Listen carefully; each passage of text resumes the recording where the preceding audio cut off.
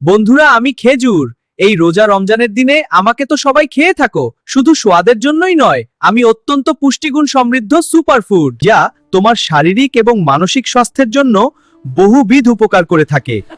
খেজুরে থাকা প্রাকৃতিক চিনি তোমার শরীরে তাৎক্ষণিক শক্তি যোগায়। রয়েছে প্রচুর পরিমাণে ফাইবার বা আঁশ, যা হজম প্রক্রিয়াকে সচল রাখে এবং কোষ্ঠকাঠিন্যের সমস্যা দূর করতে সাহায্য করে। হ্যাঁ, এবং এটি আপনার স্বাস্থ্যের জন্য খুব উপকারী। আমার ভিতরে থাকা পটাশিয়াম রক্তচাপ নিয়ন্ত্রণে রাখে এবং হৃদরোগ ও স্ট্রোকের ঝুঁকি কমায়।